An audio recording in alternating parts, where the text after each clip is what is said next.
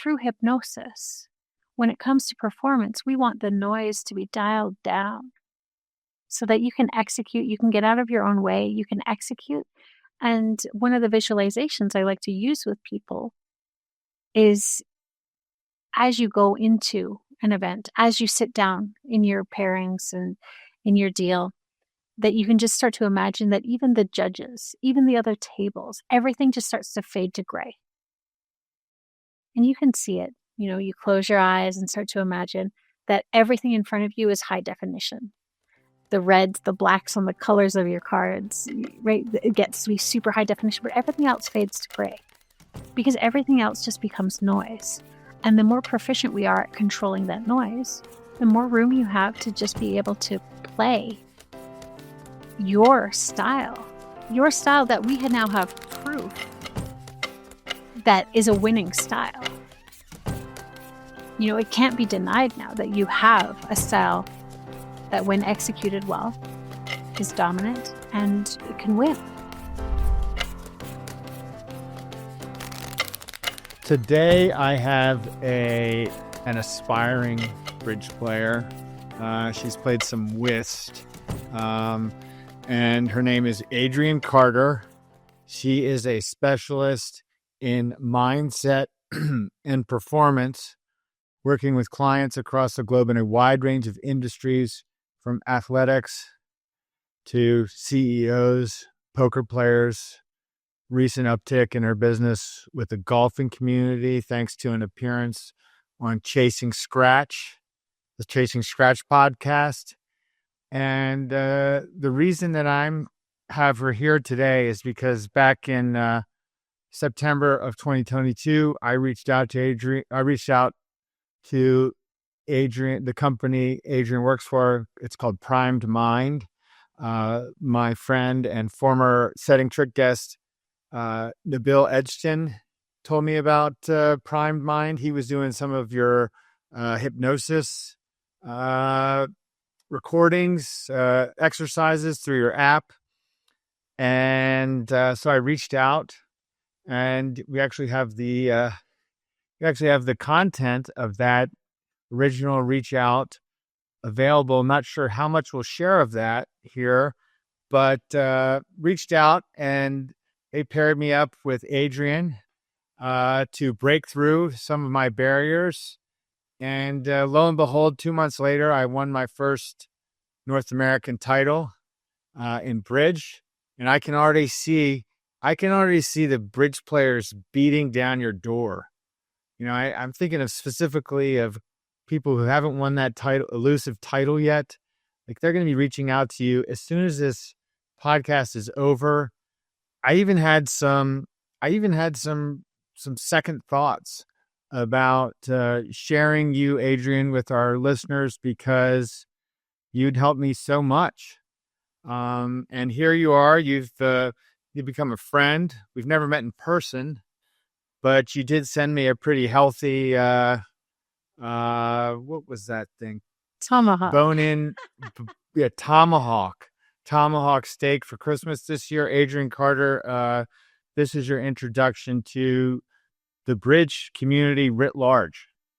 Oh, thank you so much. What an amazing testimonial. Honestly, it's some of the best to hear somebody say, I want to share you, but I really don't. Like keeping that secret tool in your toolkit. Yeah. And nothing says gratitude like protein, hitting your protein goals, I think. Protein goals. But yeah, thank you so much for the introduction. And everything you said is true. We haven't met yet. And I love card games, bridge, whist, all of the rest. I am definitely very green in the bridge department. But that is true for many of the industries my clients work in. And that's part of what makes my position, my job, my passion so good, is that I get to have a little bit of a hand, a little taste of so many industries that people are involved in, and get to ride alongside with their passion and their drive. And your love for bridge definitely fuels my interest in it.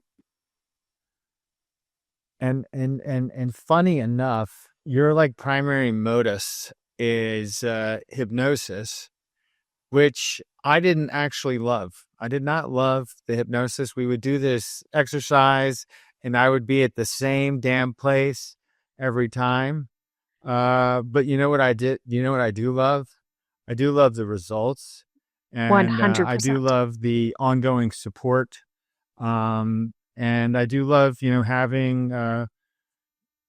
having something where I can really like bear down and focus. I mean, like Bob Hammond is a famous bridge player, and one of the most famous, and he talks about, you got to move on to the next board, deal in bridge. And you really helped me with that.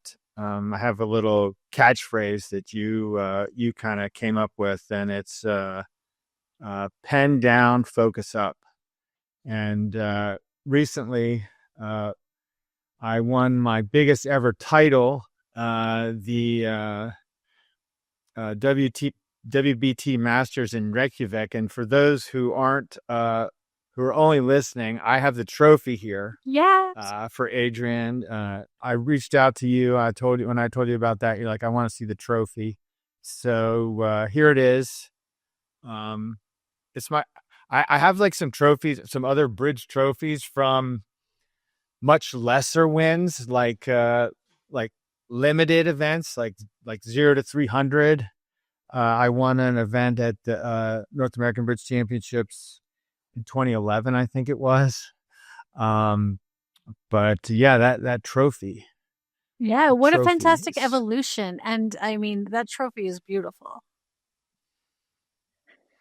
Yeah, I got we had some prize money too, and they gave us a piece of paper to like sort of an honorarium of the prize money, and I have that framed also, but that's in the other room. That's fantastic. And you mentioned that you didn't like the hypnosis, but you like the results. And the truth is, the vehicle matters, but to a much lesser degree. If it gets you to the results, if it gets you to your destination, that's all people want. When they start to engage in a coaching relationship, or they find a mentor, or even somebody in the bridge community, you just want to be able to get to that destination with greater reliability, with greater ease, greater consistency. And so the methodology matters, but less than we think.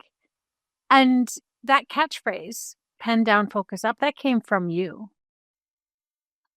During hypnosis, I provide the framework for clients, but the clients are always providing the content. Hypnosis, one of the things that people sometimes get lost in when it comes to talking about hypnosis is they think of the stage shows, and where it really looks like, okay, the hypnotist is doing something to you and taking control. But in a therapeutic sense, in a performance sense, really what I'm doing is looking to get you as relaxed as possible, as focused as possible, so that we can start to understand what are the internal programs that run, what is the internal coding that runs, the limitations, the beliefs, the barriers that you might have that hold you back from the vision of performance that you have. And I really see what I do as providing the scaffolding for us to build this magnificent structure, this magnificent creation, whether it's a skyscraper or a sprawling golf course or whatever it is. Whatever my client wants to build is absolutely unique and unrepeatable but only to them. But I can provide the structure and scaffolding that gives them the ability to see and understand the pathways to get there on a subconscious level.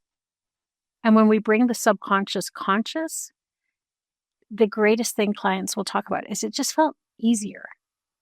I didn't have as much internal resistance. And so with bridge, that could be something like you're going into your final match, and maybe you get that feeling in your stomach, or your heart starts to beat more quickly because, okay, you can really say, oh, this championship is here. It's mine for the taking. All I have to do is execute on my process. But now you start to get more twisted up on those internal beliefs of success. Is success safe? Is it something that's accessible? Is it meant for me? Am I supposed to be the one who's holding the trophy at the end? Or is that for other people? And so we're able to, by leveraging your subconscious and using hypnosis, start to understand where you maybe learned things about success that are outdated programs or untrue. Yeah, like when I was preparing for this conversation, I was trying to think how if I could like explicitly point to. I mean, yeah, the focus up thing for sure, but it's hard to draw a straight line. Um, but I am sure that it made a huge difference, and I it's just been fun to like. You're one of the people that is most fun for me, even though we really I said we've never met. Like it's you're one of the people that's most fun with me to share my successes with. And even though we haven't, we did like an initial group of sessions and then maybe one or two hypnosis sessions before, but after, and maybe we should do some more. But it's just been fun, and like just going back in preparation for this conversation, going back through all of our communication, our text messaging, and like how I told you, that we won. And it was funny because I was working with you, like actively working with you when when I won that first, the Mitchell Border match. Mm-hmm. And we had a really bad start in the event prior, the Soloway knockout teams. And so, I was reaching out to you and you gave me some hypnosis sort of things from the Prime app. And I was doing those. And then we ended up like just barely missing out. The top 32 teams make the cut in the Soloway. And going into the last match, we were kind of just on the bubble, maybe inside the cut. And funny enough, we played the team that ended up winning the Soloway. And they beat us pretty badly. And I remember thinking, man, this team we just don't have the horsepower to win, like an event like the Soloway. And then just out of nowhere, we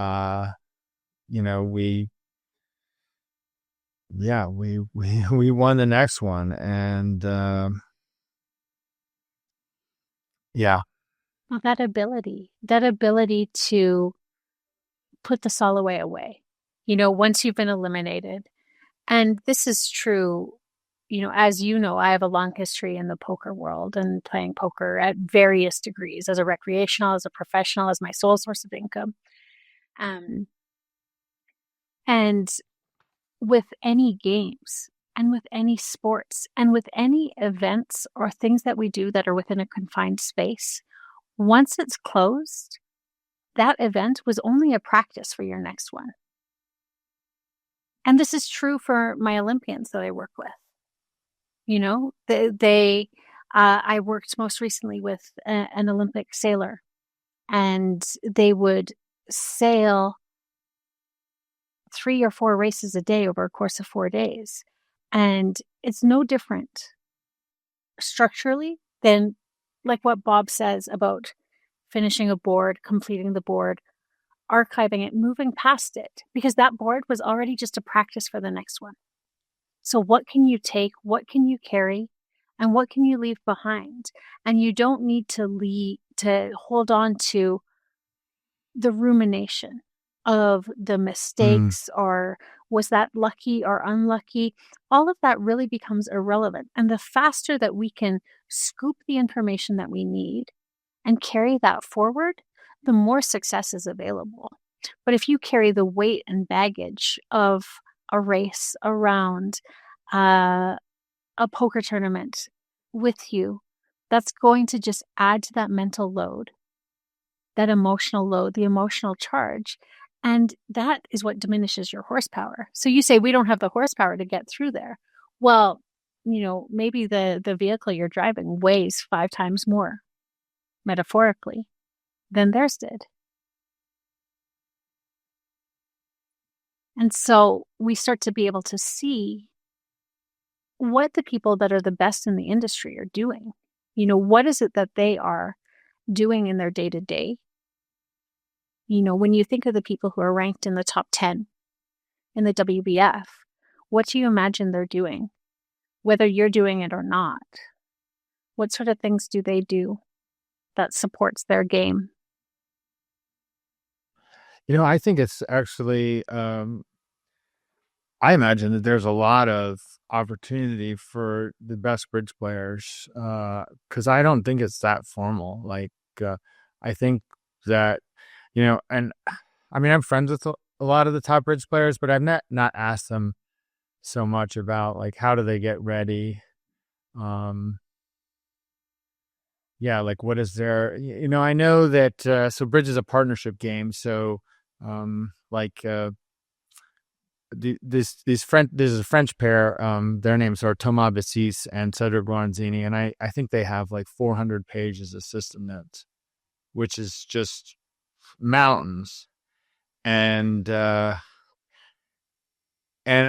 I'm sure they're studying their system to make sure that they remember it all. They've optimized their system in ways where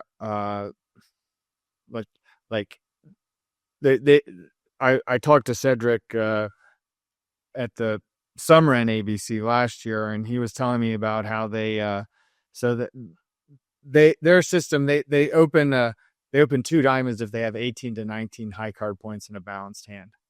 And so if they open the bidding at the 1 level and then the opponents get in the auction, they can make a takeout double. And they know that they have distribution. They know they don't have this 18-19 balanced hand. And so they've got this one hand that they don't like. The auctions where they start with 18-19 balanced aren't that great, probably because they're starting at the 2 level. They're starting at 2 diamonds, but it frees up so much more negative inferences for when they do have a strong hand that they know that their partner's not balanced. They know they've got shape. And so that just makes, it just, I played in a practice match so I'm playing in the platinum pairs, and this episode will be published after the platinum pairs is already over. But today is Tuesday, March 11th that we're recording, and I'm playing with this guy, Joe Grew, who is one of the best bridge players in the world and a good friend. And just, I'm really excited to get to play the platinum pairs with him.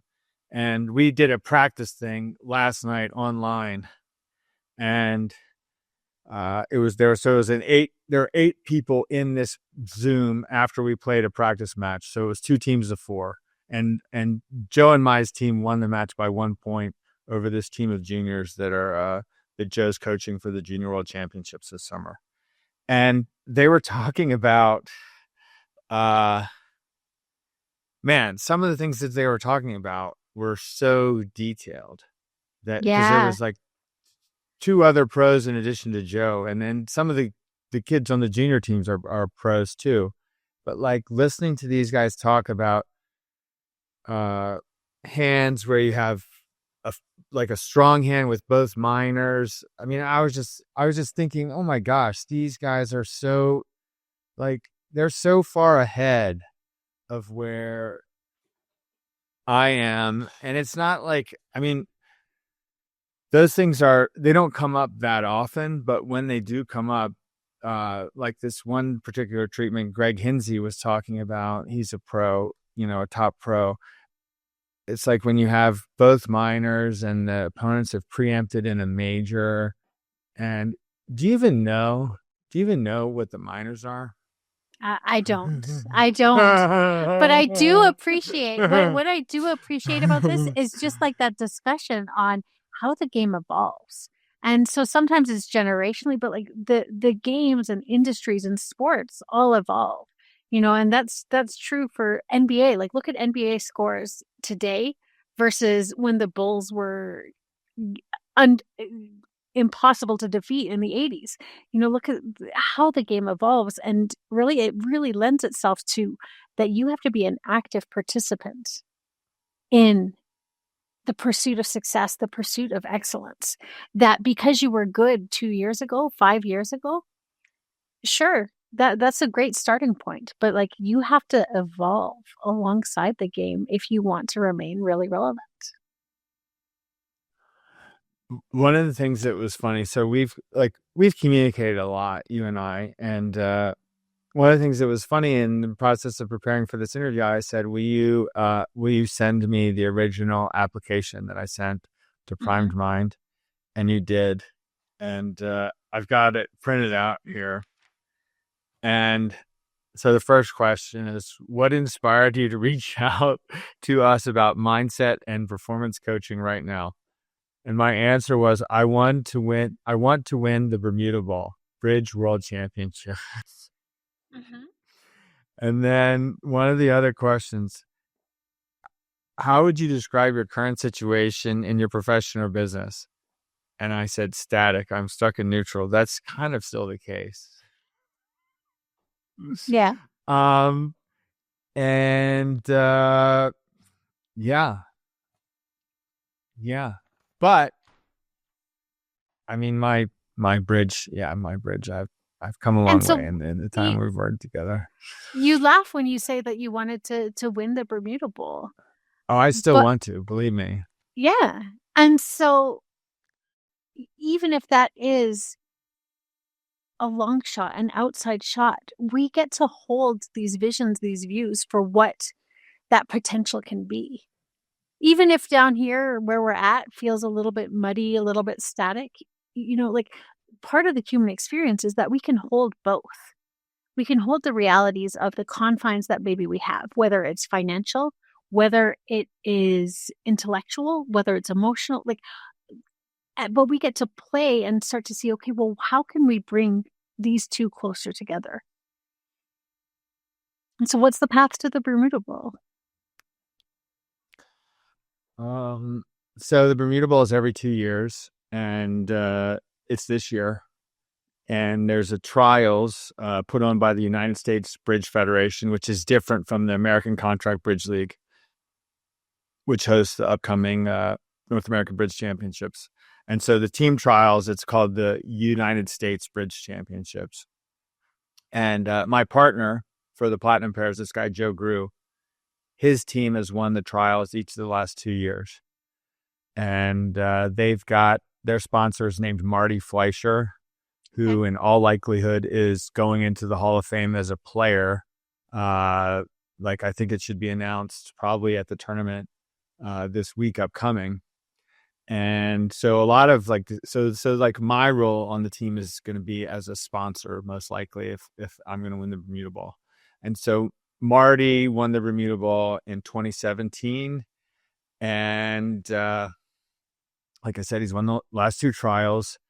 And a lot of the sponsors that go in the Hall of Fame don't necessarily go in as players. They go in, it's kind of a slightly different category, but Marty's going in as a player, which is a testament to, really his, how strong his resume is. Like, he's won the Platinum Pairs before, for example, and, a pair event, it's just you and your partner. So it's like, he's got a great team. He's got a 6-handed team for the trials. But winning a pair event, it's not like he's not pulling the load, Marty. And there's a lot of metrics of success. Yes, objectively getting the trophy, getting the win, getting to stand there with your team for all the pictures. Like, yes, that is the win.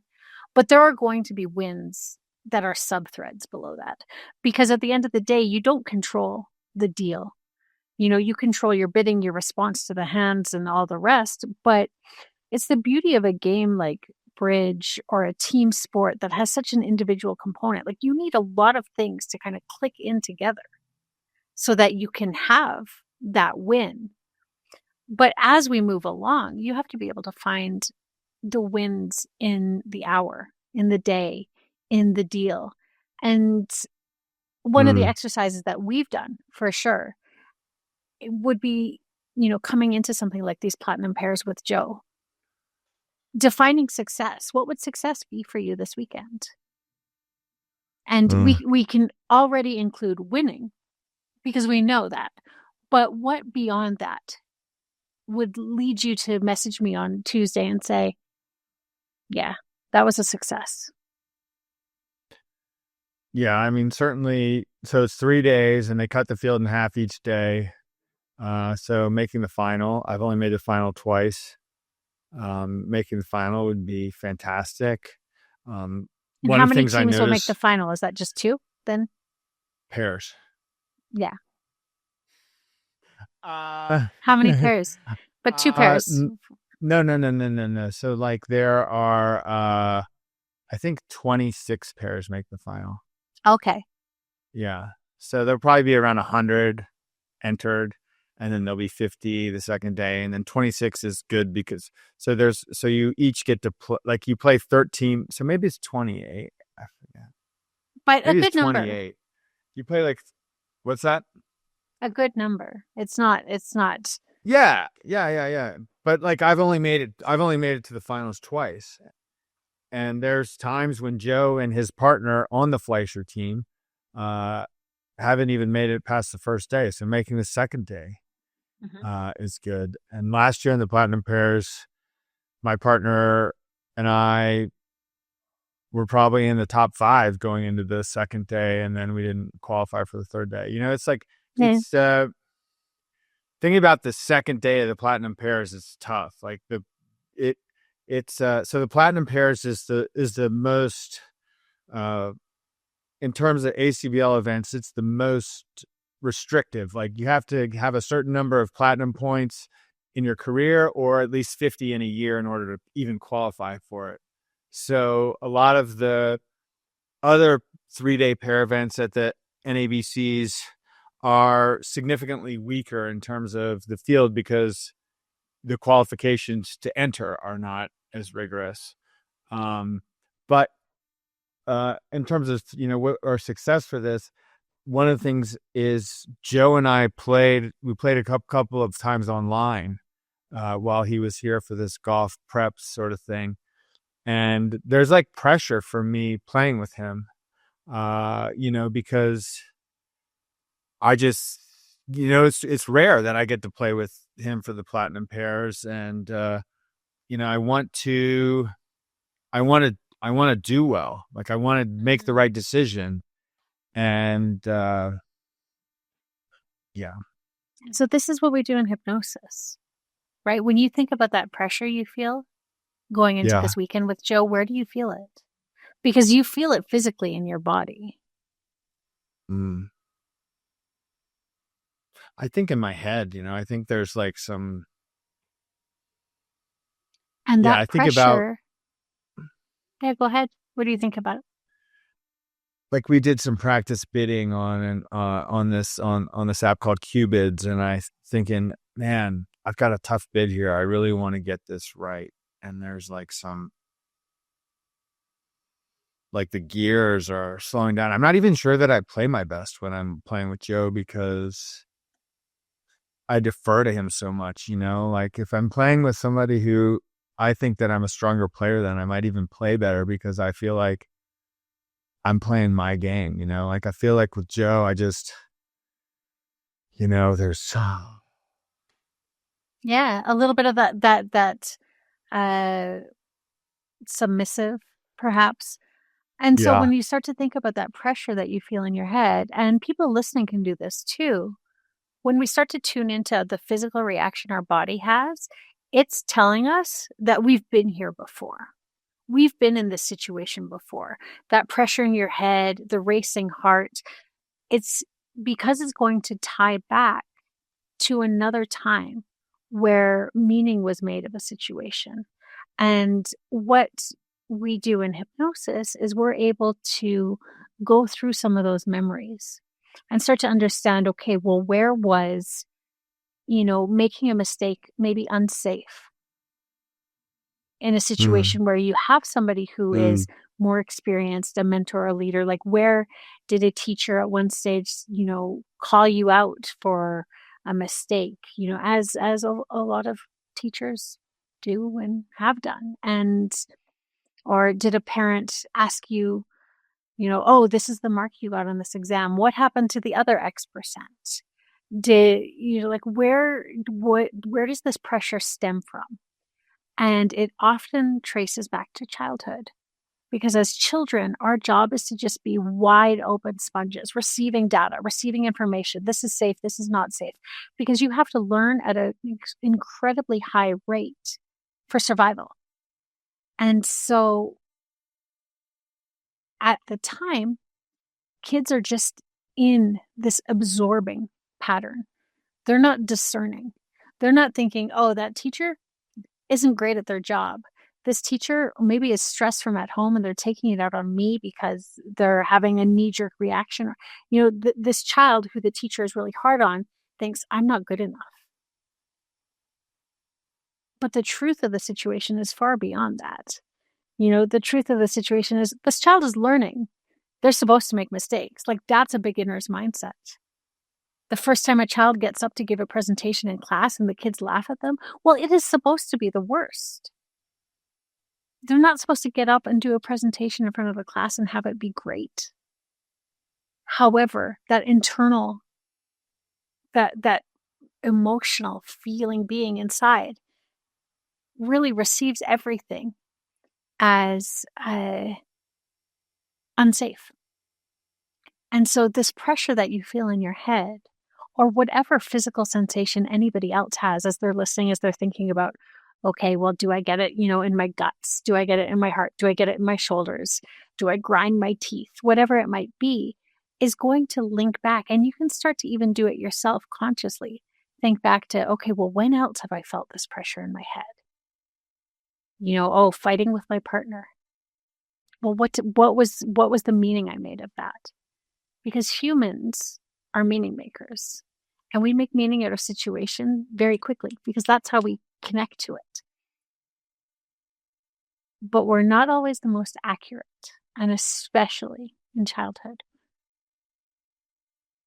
And so when you think about the pressure that you feel in your head, does it remind you of anything? Yeah, I go back to college, and I was playing lacrosse for University of Virginia, and just not being able to execute kind of like basic, like throwing and catching, losing my confidence. Yeah. And that feels big for, a teenager or early 20s. You really are just stepping into yourself. But you think, like, you're told at that stage, you're an adult now, you're grown, you're this, you're that, but really you're still emerging. And in so many ways, we emerge through the entirety of our life. But the stakes in the moment feel high. And so there's going to be a part of you going into this Platinum Pairs with Joe that is really aware that the stakes are so much higher. They're so much higher than what's going to happen over these 3 days. Or maybe it interprets it higher. And then mistakes feel more costly in terms of, if you crush this weekend, maybe you and Joe get to have more time together, more golf together, more bridge together. Maybe that becomes that evolution. And what a great thing that would be. But now there's the pressure, okay, well, if I make a mistake, does he just think I'm a terrible bridge player? That I've gotten lucky? That those sorts of things. And so we start to add in all of this, and it starts to cloud and clear and create this internal pressure for you.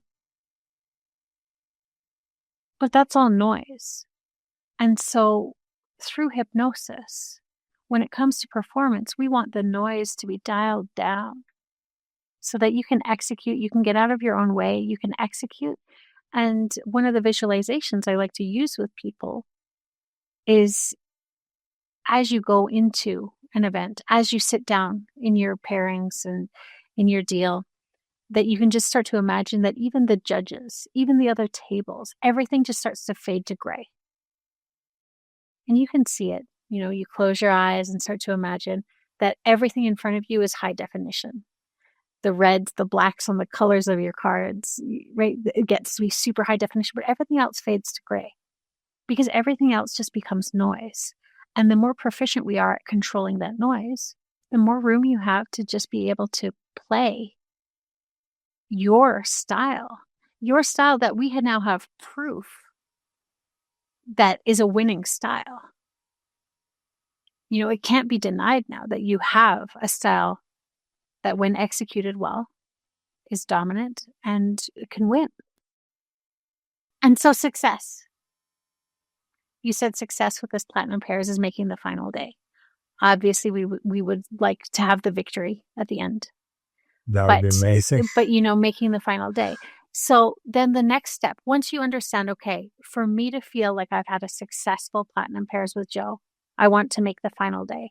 I optimally want to come out as us being champions. But once you have that view, that result, yeah, now the time becomes, okay, so now you need to look at setting your expectations. So that can mean I'm going to go to bed by 10 p.m., by 9 p.m. I'm going to sleep well. I'm going to fuel my body. I'm going to get up every morning and do 10 push-ups, 10 jumping jacks, whatever it is to get my blood flowing. I'm going to practice in the app, and I missed what app you said it was, but I'm going to bid 10 hands every morning in the app. Whatever it is, right? These will get to be part of the process, the expectations that you set for yourself that will garner you that success. And when you have your basic expectations of the things that you want to do, then you set your process. And then the hardest thing is to just remain in your process. Yeah, it's like the focus up, pen down, focus up thing. It's so easy to say.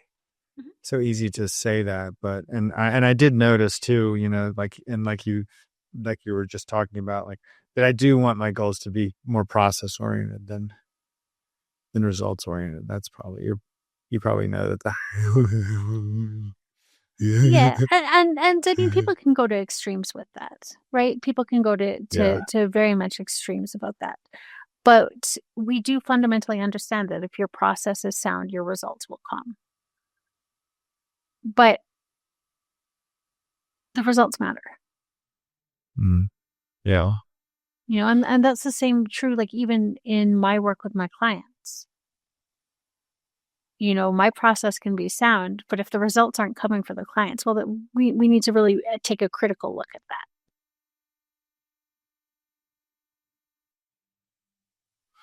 Yeah.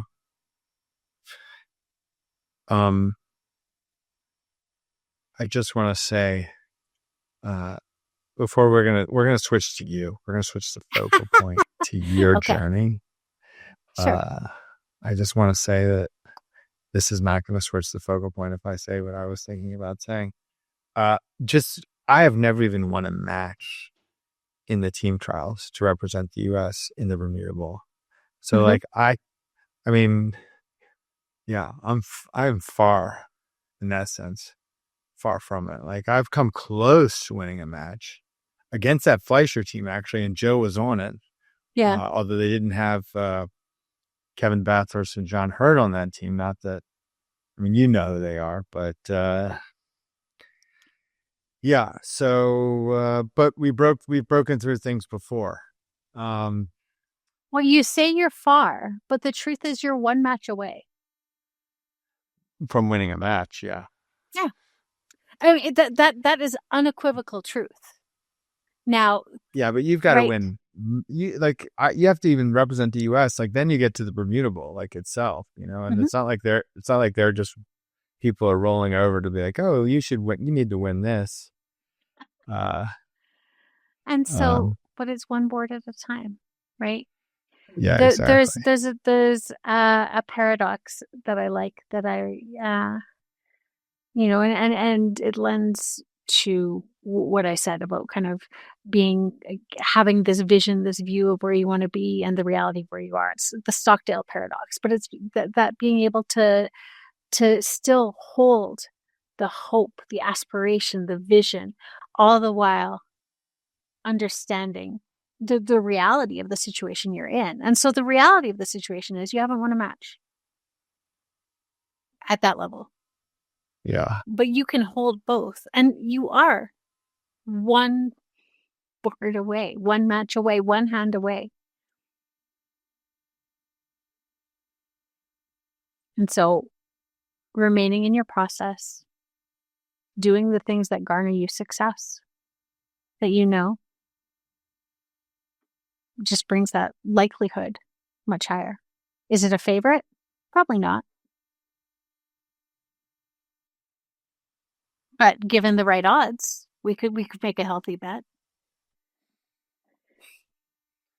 So hypnosis, you got into hypnosis. So you were in your email to me. You said you did all the things, checking the boxes, went to college, became an occupational therapist, and then you started playing poker, and you kind of realized that as an occupational therapist, you could do a great job of doing your job, or it didn't really matter necessarily how good of a job you did. Like it's sort of, is that, am I paraphrasing? I don't Yeah, want to over very much paraphrase, so. but Very, very much so. That was so. My family, my parents emigrated to Canada from Ireland, and my upbringing was very much like boots on the ground, like get in, do the work, don't cause trouble, really stay fundamentally strong, because there's a lot of sacrifice going into this, and we need to make this work. And so for me, all through elementary, middle school, high school, and it was just, okay, well, what are you taking in university? What are you doing in college? What are you going to do to get your career, to get your house, to get your car, to, have this successful life? And I really did check all those boxes, but it was all laid out for me, and with the very best of intentions. yeah. Because, in the 80s, like, this was success. You get a degree and, hey, you're going to be ahead of the curve and you will be just fine. And I found myself in my early 20s in this pause of, okay, I'm an adult now. I'm a medical professional. I'm a therapist. I'm all of these things, but who am I? And I really struggled with that, because I couldn't imagine going through the next 40 plus years of my life just working in this job, even though I loved it. And I still Mm. really think occupational therapy is an incredible, incredible modality. And at that time, I was introduced to poker, and I found myself for the first time in a realm where my efforts could yield variable results depending on how I thought about the game, how I studied. And spoiler alert, I didn't study, um, because I also had this fundamental underlying belief that there were natural gifts people had, that the athletes that I tried to compete with playing basketball in high school, that they were just gifted. Mm-hmm. I didn't have the deep understanding about putting in the work. In that I really understood that if I tried something and it didn't work, it probably just wasn't for me, that it wasn't the right path for me, rather than, okay, well, but I want to do this, so how can I figure it out? I didn't have a lot of that figure it outness to me. And poker started to invite that in. And then for the course of the next 8 years, I would be at work and then I'd go play poker in the evening. And online poker started to become a thing. And so it really started to amplify and grow its representation in my life, to the point where I was working, 15 to 20 hours a week as an occupational therapist, and the rest of my time was either traveling or playing poker and really exploring what that could look like and what the excitement that the risk even brought into my life. And then in 2011, I was introduced to my now mentor and one of the founders of Prime Mind, Elliot Rowe, and he was working in hypnosis and helping people kind of really take a critical look at their programming, at the things that make them who they are, and being able to decide what to be able to execute critical thinking and to be able to ask myself, okay, well, is this working for me? Is this yielding the best results? And being more in choice of how I executed. And then over the next number of years, I ended up really dedicating myself to poker, becoming a full-time poker professional, being able to show up at the table. And poker is such an interesting game because you literally can do things perfectly. You know, you put all your chips in and you have aces and somebody calls and they have 2 random cards. You still only win 80%, 85% of the time. So that's, you know, a good percentage of the time where you leave with nothing. And you have to be able to not just compartmentalize it, but be able to process, digest it, and move past it very quickly so that you can show up tomorrow without carrying any of that wounding, because the wounding holds you back. And yeah, I spent 8 years representing as a professional poker player with the world's biggest online poker site at the time, traveling, playing, just showing a different side of the game to masses community of trophies. There's one more up higher, you know, and really getting to fuel that side of myself that was so deeply competitive. But I got to understand competition in a different way than I had learned it. You know, where effort and competition isn't a downside. It doesn't mean you're less deserving. It doesn't mean that you don't belong there because you work harder. Perhaps you belong there even more.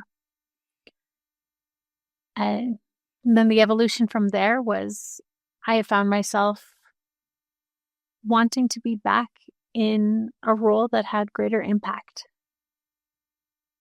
And Elliot at the time in 2018 said, well, why don't you start coaching with me?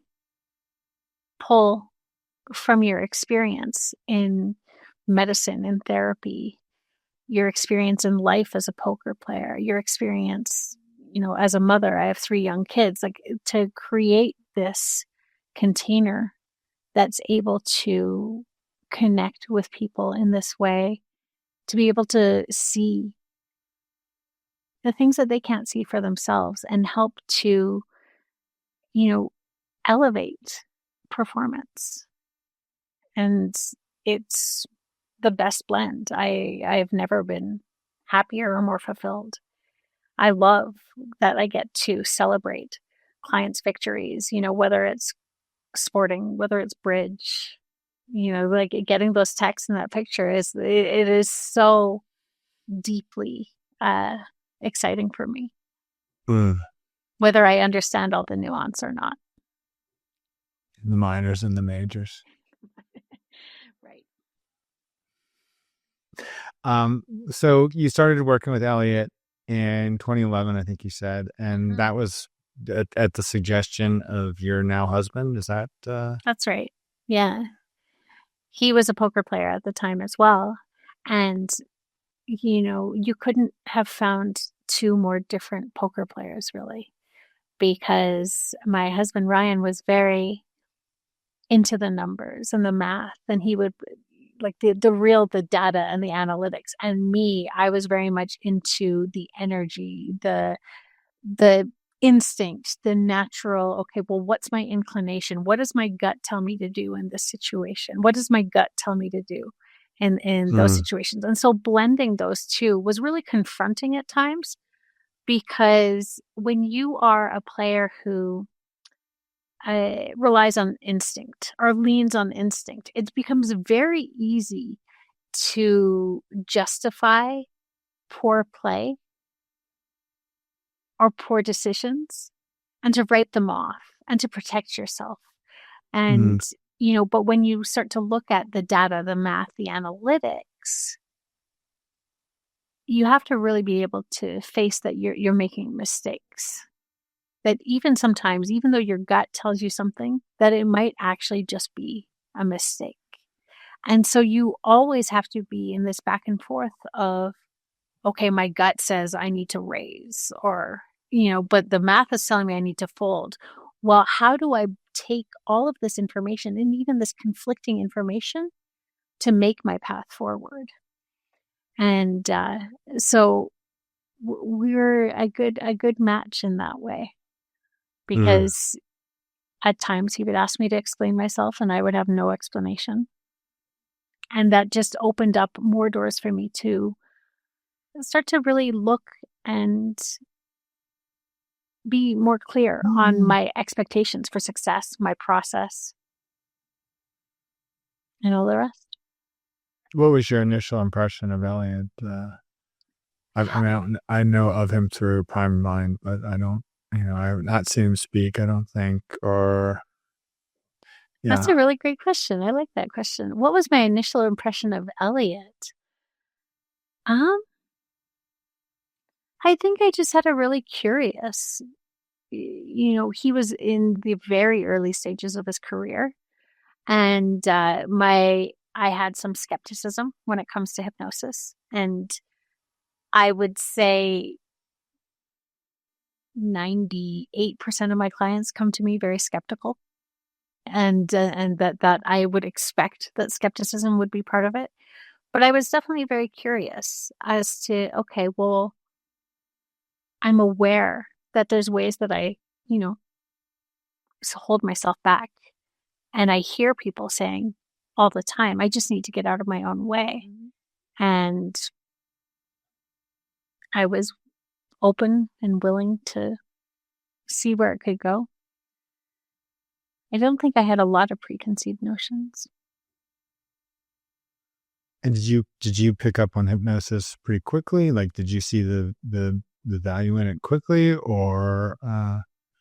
Oh, absolutely. I mean, from the very first call, because when we're dealing with the subconscious, we're really into the feeling, and like when we talked about that feeling in your head, we're starting to deal with that part of you that senses what's going on before you can even think about it. If you think from like a body to brain to body sort of a reflex pathway, this is the part of you that has that sensation, that feeling. And because we start to do work in regression where we're looking at emotionally charged memories, some what we would call capital T trauma, like really difficult memories, but others are just imprints. A kid, I don't know, what do kids do to each other? All sorts of terrible things. Steal your shoes at recess or whatever it is. Something where it's like, okay, it's not a big deal. But to that child who couldn't find their shoes, they didn't know, and it created all this confusion. And that work, as we go through it, is deeply emotional and often surprisingly so. And being able to process, release, and transform the energy behind those memories and those moments creates an immediate impact, an immediate shift.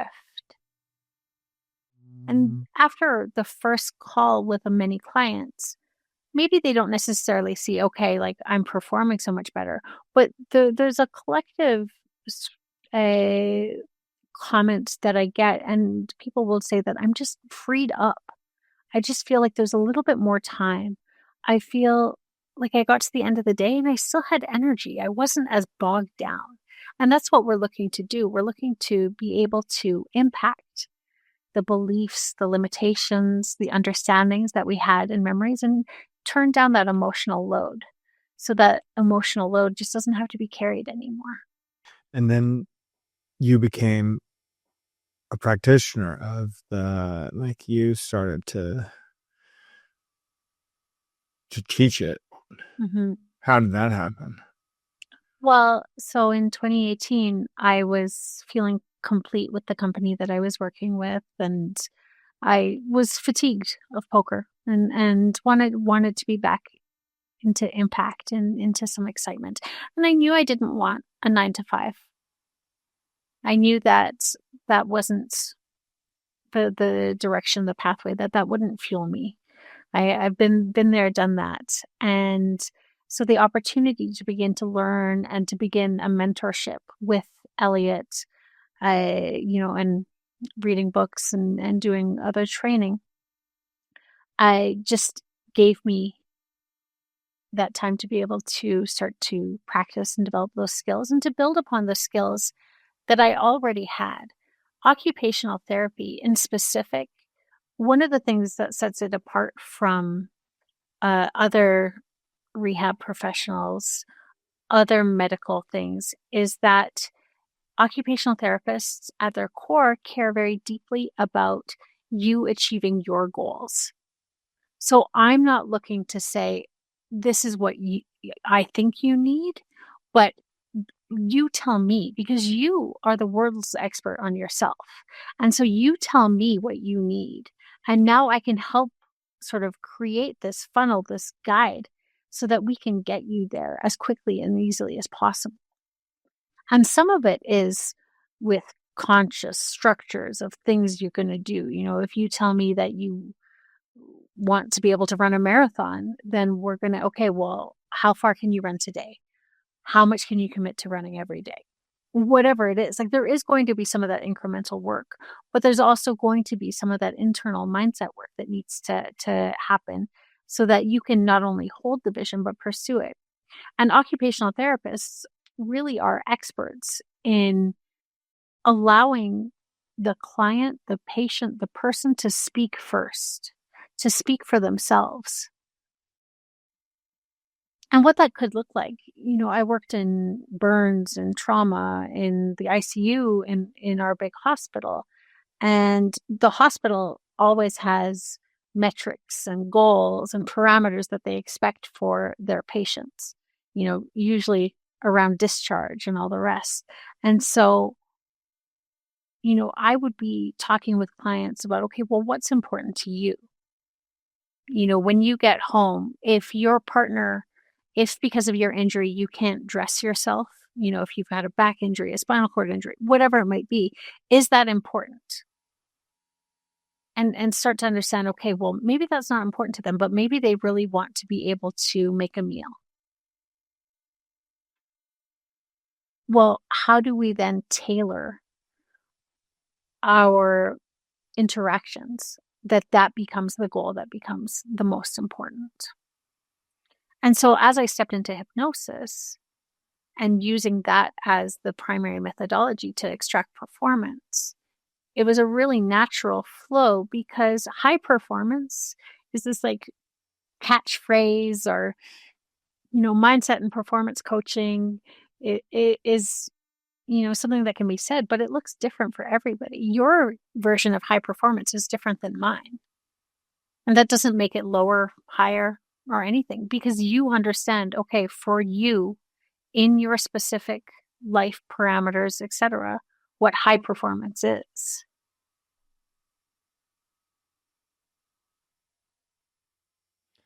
What did your family who immigrated to Canada think about this poker business and then this hypnosis business? So poker was really concerning for my parents. Yeah. My father had a little bit of a kind of entrepreneur's mindset. He was a founder in his own right in a computer consulting company. My mom was cautious. They had come to Canada in the mid-70s with very little. They lived through the 80s and all the crashes and all the downturns and all the rest. And so, I think that from a large view, the view was, oh my gosh, my daughter has got this amazing career and she's throwing it away to gamble. What does that look like? And so very much in the early days, I was very forthcoming with the results, the dollars. I was very forthcoming with what it was looking like, and I've had days where I've lost 5 figures. I've had days where I've won 5 figures, beyond. And those are big, big swings, especially in context when you have a situation where the day I graduated as an occupational therapist, I was already making more. I was already had a greater earning potential than my mom ever had. And so there's certainly that part who's looking at it saying, this is crazy. Now, with repetitions, with consistency, with being able to show results over a longer period of time, there was a little bit of a calming, a little bit of an exhale. Okay, this isn't as dangerous as it feels. This isn't throwing life away and all the rest. When it comes to hypnosis, the results is all that matters. The testimonials become undeniable. The credit that is given, the way I live my life, and as a byproduct, my kids are these unreal human beings, and so like those become just undeniable results as from the process. Yeah, you've got on your website, the first testimonial is from Nick Mayhew, who's a Paralympian, 3 times gold medalist, 1 time silver medalist, and 3 times world record holder. This is a pretty strong endorsement. He says, "I'm a gold medalist because of Adrienne. I'm a world record holder because of Adrienne. I can say both of those statements 3 more times because of Adrienne." It's wild, right? I mean, he sent me this testimonial, and there's no edits there because I would never edit it to that.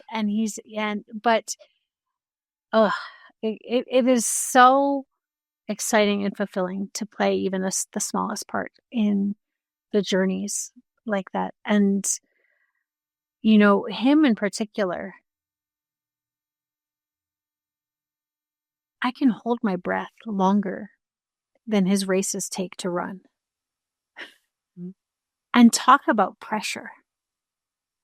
Yeah. You get announced on the world's biggest stage to come out, and then you stand in the blocks getting ready for 2, maybe 3 minutes as they run the camera in front of you. They say your name. You get down in the blocks, and there's that pause. And then boom. And then 10.7 seconds or whatever it is, you're done. It's over. You're complete. When you talk about needing to extract performance right here, right now, I don't think that there's any other, and years of training. He had made the switch from soccer into track, but now he's fully dedicated to track and still really deeply in that. But for the clients that are the Olympians and the Paralympians, they have a special level of competitive drive, because for a sprinter, you train years and years and years, hours and hours every week for a race that takes longer than it takes less time than it takes to walk down the stairs to get a sandwich. Yeah. Yeah. Yeah. I see why that's the first one at the top of your website. You get to the I'm on there too. You get to the Bermuda Bowl. You get to the Bermuda Bowl, John, and we will push you up too. I will make you that promise. If you want we can update with I don't know what the Bermuda Bowl trophy looks like, but I would sure be excited to see it. Yeah. Yeah, I don't know what it looks like either, actually.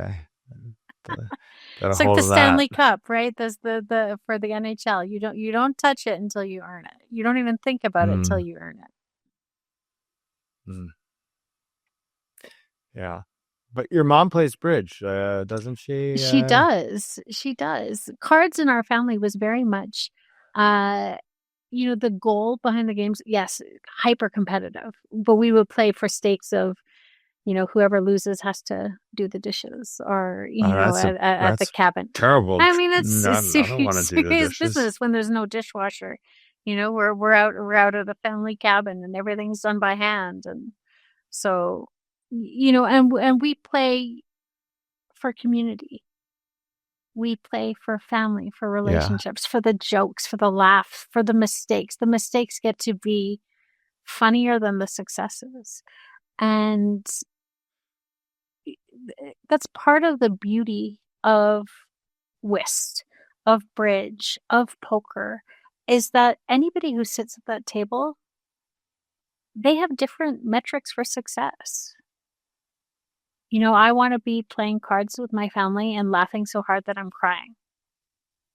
That is absolutely the most successful. Deep down, I want to beat the crap out of them. For sure. But the thing that I remember is the stories, the laughs, the jokes, the community. And that's really special, I think, in card games. What's the scoring in whist? Just tricks over 7. And so how's that work? We would go in Ireland to whist drives, and you would be there I would be there as a 10-year-old with people with blue colored hair, 60, 80, even beyond age. And you would just have a starting pairing. And if your pair would win, you would stay at the table. If you would lose, you would move to the next table. So the pairs would switch after you lose. And even if you win, you Just one hand? you play a second deal. And the score you get, I guess in whist drives you would write down your total score. So if you got 3 out of the 13 tricks, you would write down 3. If you are playing, like when I play with my kids, we just keep track of tricks above 7 for that running tally, and you go through the trumps, clubs, diamonds, hearts, spades, and then a round of no trumps, and go from there. So if you and your partner collectively take 8 tricks, you get 1 point. Is that what you're telling me? Tricks over 6, I should have said 2. Yeah. Okay, so you would 2 get points. 2. But on a whist drive where you have the full scorecard, the scorecard looks a lot like a golf scorecard, to be honest. That in my memory. And so you would just write down your tally. And then at the end of the evening, they would give a prize for top lady, top gent, halftime score. I think there was a consolation prize for whoever got wrecked. And we would sit and have tea and cakes in rural Ireland, playing cards. Probably bringing a lot of delight. Irish. Mm-hmm. Yeah, so we still give him crap about tree 333. 333 must be a Dubliner then. He's got to be from Kildare, yeah. Oh, okay. Outside Dublin. There we go. I know Kildare. So it's playing cards and then ultimately poker shaped my life in ways that I never could have anticipated. I certainly, when I was in my teens and looking forward, I really thought I had it figured out, because I really believed what was told to me. Go get your degree, get this job, and you'll get married, have 2.5 kids, and a dog, and do all these things, and that'll be that fulfillment, that path. And I'm so grateful to have found poker when I did. Because it really just opened up potential, possibility, challenge. Yeah. And it impacts everything I do in my life. And we, even so much so, I'll share this. I have a family member who's quite sick and has been in hospital for a couple weeks. And my sister was trying to decide whether she was going to travel down to come see me. And it's hard, right? Because when somebody's critically ill, and has a significant chance of dying, what do? Do you put your whole life on hold and to wait for that to come? Or do you live? Do you do the things like how can you move forward with the least amount of regret possible? And, I said to her, it's just math. We just have to figure out the math of the situation. Maybe 70% of the time, this person will recover and be back. Maybe 10%, that this will be the final hospital admission. Maybe 15% of the time, they'll stay in hospital and just kind of hover for a long time.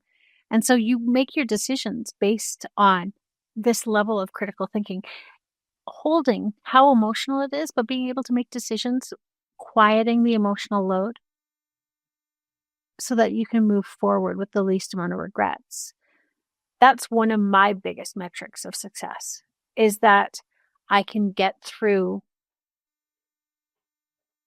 day, week, month, year, decade with minimal regrets. And it's not about not making mistakes, because I can show you numerous mistakes I've made over the last period of time. But there's a peace and understanding that you've done the best with the information you have, that you have moved forward in the way that is most true to you, that you have gathered everything that you have to make your decision. And sometimes the decisions could be really difficult when it comes to making a decision between maybe two undesirable circumstances. But sometimes the decision is between desirable circumstances. Sometimes that's even harder, when you have to decide between two great things, but they're, maybe you have a birthday party to go to and a wedding to go to. Maybe you want to be at both, but you can't. And so you have some tough decisions. And when I think about regrets, I think ultimately regret comes when you make a decision out of obligation or out of denying that internal response. Maybe you want to go to the birthday party, but you feel like, well, the wedding only happens once. Maybe. But so I should go to the wedding. And with the birthday party, I'll see them again. We can celebrate next weekend, whatever it is. But maybe you really want to be here. You need to feel comfortable making that choice and trusting that internal knowing. Because regret happens when we say yes to something that we internally say no to, or we say no to something that we internally say yes to. And my hope for my clients, for myself, is that they just become experts in really being able to navigate, being decisive, to moving out of that purgatory of indecision and moving forward in a way that gives them that reward, that result that they want.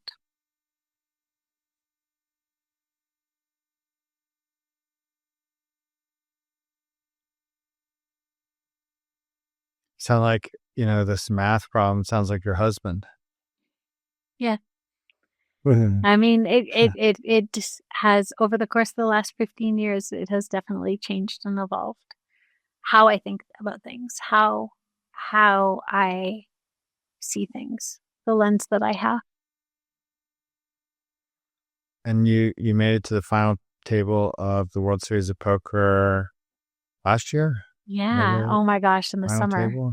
So I play mixed games, which a lot of poker players are really familiar with. No Limit Hold'em, where you get 2 cards and all the rest. I have always preferred the more dynamic games where you play 8 game, where the games change, they rotate through, they cycle through. And I played the World Series of Poker this year for the first time since 2013. I had been on hiatus, with family, with priorities, with different choices. And I came back this year and I played a large number of events and was having, really good success, which was exciting because I was not studied. I was not practiced. I was not, I was really relying on the core understanding I have of the game, my ability to be in the moment and all the rest. Yeah. And during one of the tournaments, I had this moment, this aha, this awareness, is that I was playing this tournament, but I didn't believe I could win because of those reasons, because I hadn't studied, because I hadn't. And I came home one night and I said to my husband, "You're going to laugh at me." And he said, "Okay," because it happens. I said, "I just realized today that I actually could win this tournament." And it was so blatantly obvious. But this isn't any different than you in yours. Like, once you have that realization that, like, oh, I actually have the things it takes to win. Yeah. And subsequently, then I ended up final tabling, making the top 9 of the $3,000 horse tournament. But that awareness was more valuable than any prize money I could have gotten. And it seems so obvious. Of course you can. Anybody can. But when I was looking around the room at the competitors, there were people that I expected to be at the final table, and I was counting myself out just as an automatic reaction. And so starting to understand, okay, well, where did this come from? Why do I think that the bracelets, the victories, the top prizes are for them? Why not me? And so I did some internal work on that to be able to, really have that click. And this is a really significant thing for competitors to realize, especially in games, sports, where maybe the top 1% are a consistent 1%, like looking at golf, looking at sailing. What does it mean if you expect yourself to be in the top 10? It just becomes easier. And so this year I'll get a bracelet, maybe. We'll see. How many? 11 players make a final table? 9. 9 was the unofficial final table, and I finished 9th. So what happened on that last? So the game was stud high low, and I had a really interesting hand where I had 9 up, and I had buried aces. So instead, you get 2 cards down and 1 card up, and everybody can see your up card.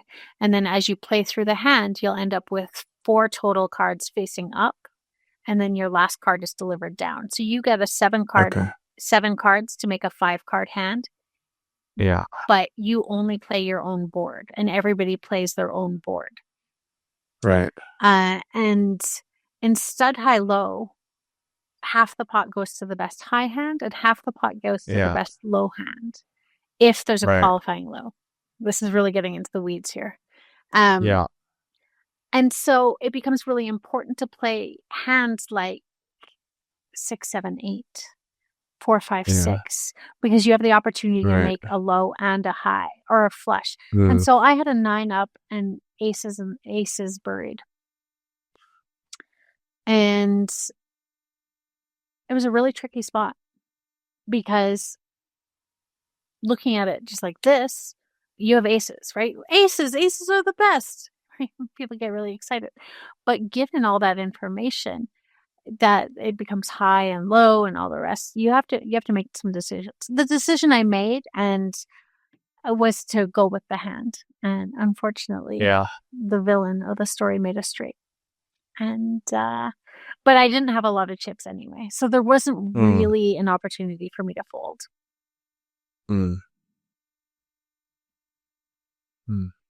But I did get to play a hand with Phil Ivey in that tournament. And Phil Ivey in that event. Yeah, earlier I actually had him all in at one stage, but he survived. But for anybody who knows poker, like Phil Ivey has been such a long-standing, poised, quiet sniper in the poker world, and he's known for his Ivy stare. And I was there, and he bet on a hand, and I raised him on the river, and I felt his stare. And that's what I'll remember from those tournaments, is that I was in the mix. I was there. I gave myself the best opportunity I could to have the best result. But I also am really deeply satisfied, even though I didn't get the results I would have wanted. Because as you make day 3 of these platinum pairs, that bar of success is going to move, because you're not going to get to day 3 and be like, perfect, we've done it. No, now the success is going to be, okay, well, now where can I really go? Where can I really finish? And so as I arrive at that final table, I'm grateful to be there. I've done the things to be there, but the bar of success has moved. Like, now we're looking at, can I be in the top 3? And once you get to the top 3, it's like, no, get out of my way. I'm winning this. So next time. It was good What practice. was the purse for the winner? It was just over $200,000. And ninth by comparison was 14,000. So it's a big. It's interesting that you didn't play for 11 years to me. That's interesting. Yeah, I mean, I played online. No, I mean, you didn't play the World Series. Oh, yeah. I mean, for me, high performance at that time was, with my children. They were really little, and there was nothing more important to me. But now they get to see me out there competing in a different light. They get to see this side of me. And it's a lot of fun. How old are they? 10, 8, and 6. Is there a dog? Is there a dog among them? No. Nope. We're cat people.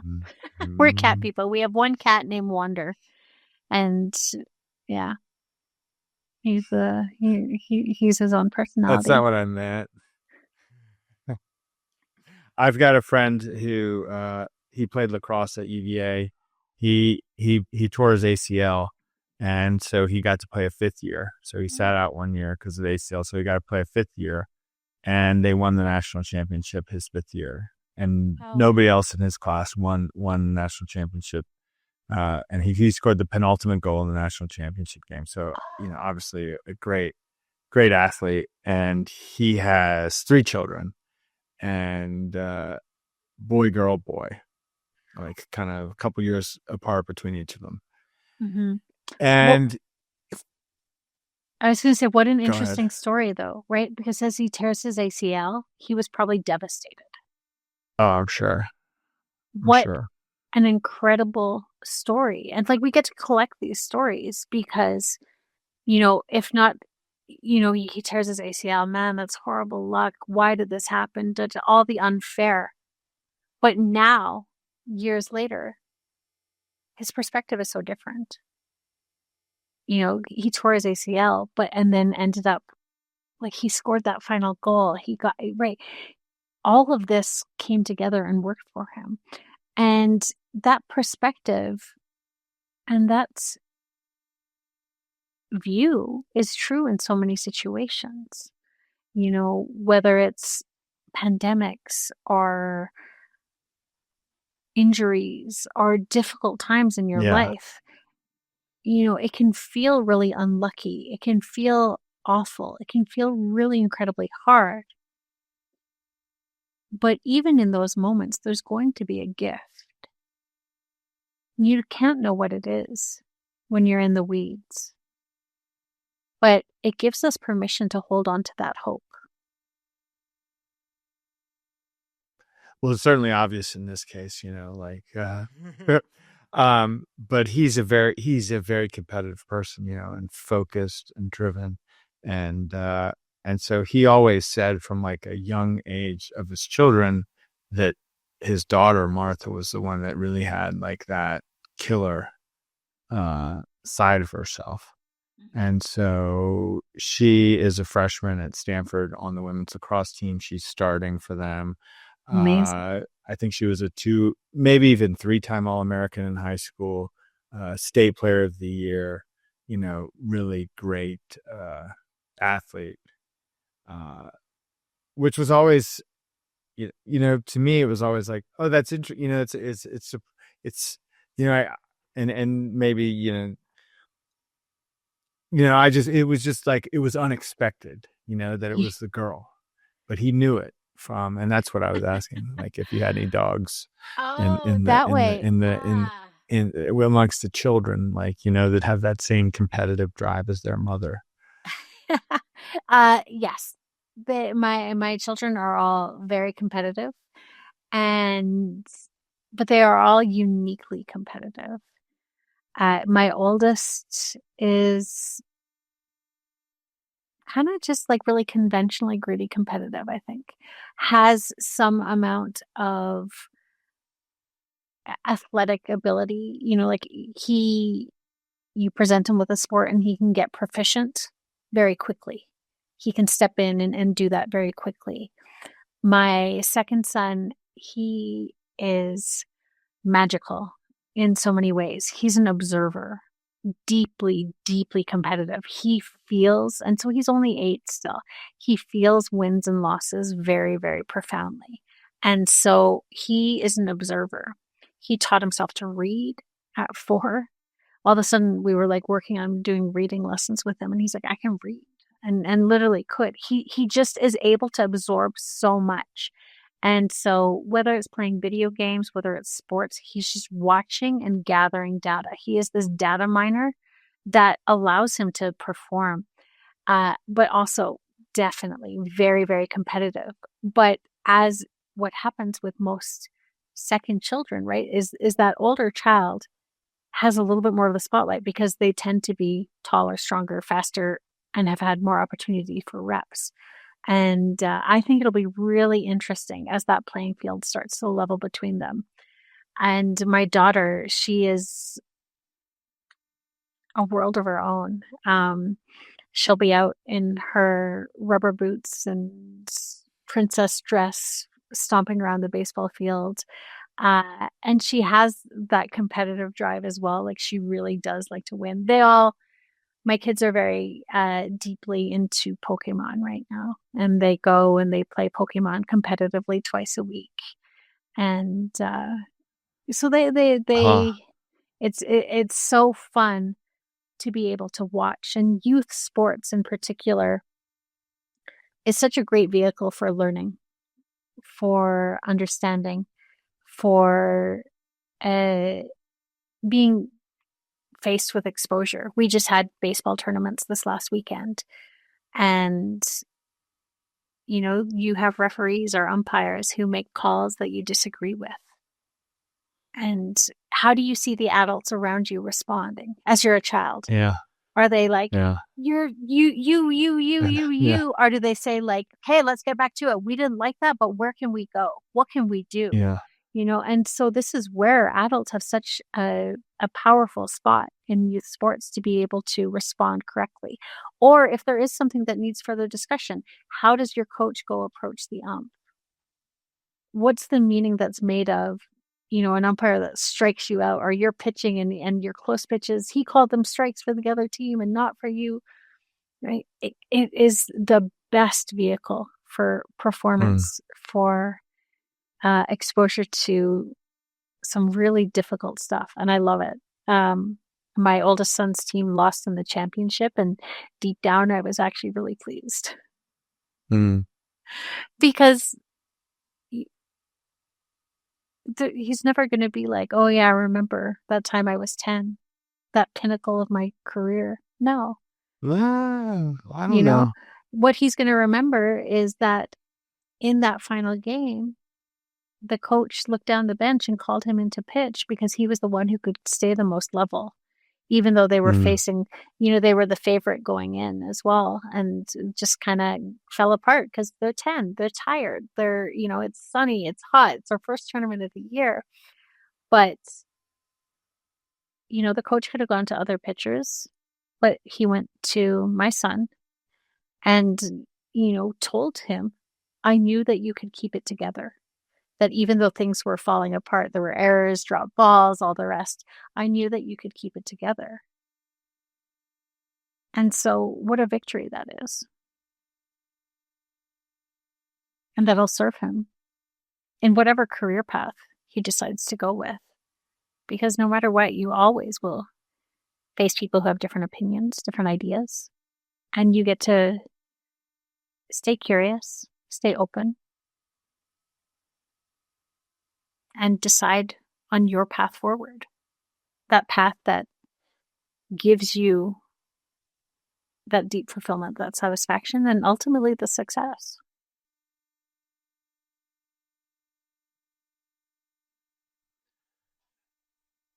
If people want to work with you, what's the best? What should they do? So you can find me at primemind.com/Adrienne Carter. And you can find me on Instagram at primedadrienne. And we have a team of coaches. I'm one of 6, I think. And we all have, our own unique backgrounds, our own specialties, subspecialties even. And fill out an application and we can definitely put you in touch with the right person, with me. I'm happy to talk with anybody. Yeah, we did like a initial conversation, I think. Before we agreed to do the series of sessions, faith, right? hypnosis sessions. There's some skepticism. Yeah. There's a big leap of faith to be taken, and so, we go together. And we're going to have I'll just say this. Who knows if it's going to happen? I think it'll happen. I haven't talked to the person yet, but we're going to have if you want to sign up for the Primed Mind app, we're going to have a discount code for Setting Trick listeners, and that'll be available in the show notes. Yeah, perfect. And our app, Prime Mind, is a hypnosis and meditation app. There are tracks to be able to listen to. The most popular ones are for sleep, getting better sleep, but there's courses in confidence. There's courses in navigating emotions. There's some golf primers to be able to listen to that just give you that ability to pen down, focus up. That's right. All right. That's the name of this one. Pen down, focus up. And I can't wait to see what you and Joe do this weekend. And, I wish you all the best. A little bit of luck on top of some really solid play. Nothing wrong with a little bit of luck. That's one of my favorite things, is just how you reach out, like you, when I least expect it, there's a tomahawk ribeye at my door. So good, right? So good. All right. Okay. Thank you so much. I appreciate this conversation. It's a lot of fun. Yeah. Thank you. I'll talk to you soon. Adrienne Carter.